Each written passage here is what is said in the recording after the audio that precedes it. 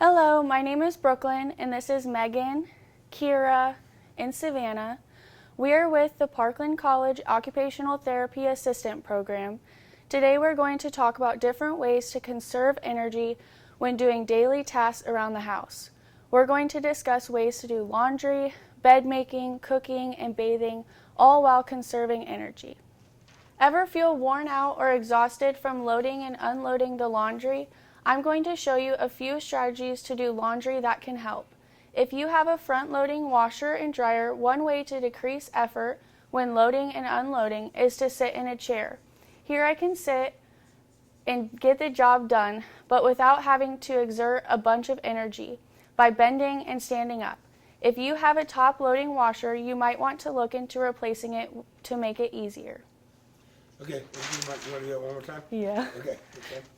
But that's perfect. That's exactly the amount of... If reaching into the washer and dryer is still a lot of effort when sitting, feel free to use a handy reacher and grab as much clothing as you can to transfer to dryer or basket. When folding the laundry, it can become tiresome due to having to lift your arms frequently.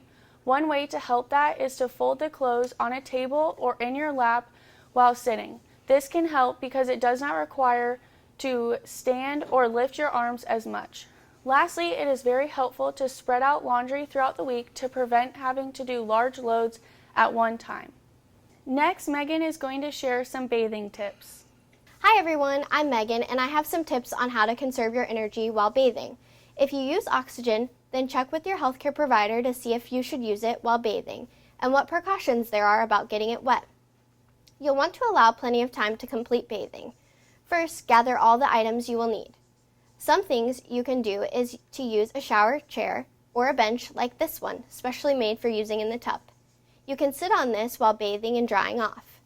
Limiting bending is another tip. You can also use a long-handled sponge like this one to wash your back and your feet.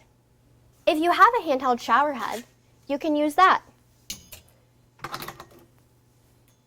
A shower caddy and a soap on the rope can also be helpful to prevent bending.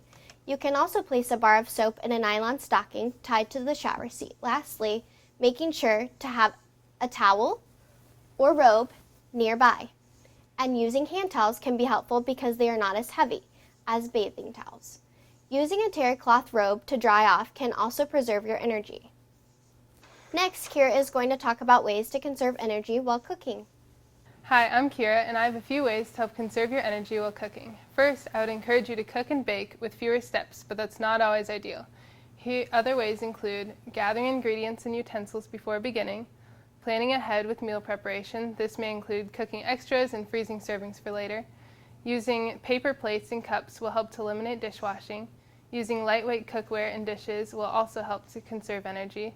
Consider buying easy-to-prepare frozen meals or using a delivery service. Lastly, I encourage you to take rest breaks throughout, such as pulling a chair into the kitchen and sitting between steps. I hope this gave you some ideas to consider for the next time you prepare a meal. Next, Savannah is going to talk about ways to conserve energy while making a bed. Hi, I'm Savannah. I'm going to give you some tips to save energy while you're making your bed. For starters, we'll begin with a small fixes like when you wake up in the morning. First, keep a chair by your bed so you can sit during the task. Next, using a reacher, you're going to pull over the sheets and then do the same with the blanket.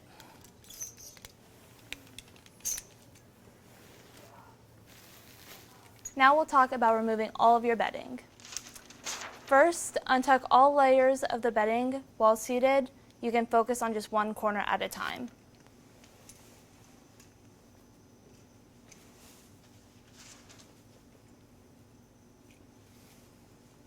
Same thing, you can go ahead and use the tongs if that's a little bit easier, or if you're able to use your hands, you can do that as well. Next, once you have all of the corners removed, I suggest having a wheeled cart.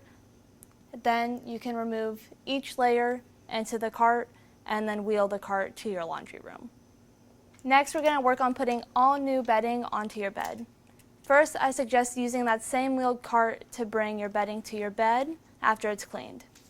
First, you'll place your fitted sheet on the middle of the bed and focusing on one corner at a time again. Next, use those same tongs to pick up the corner, focusing on just the fitted sheet. Once you get that one down, you can move on layer by layer.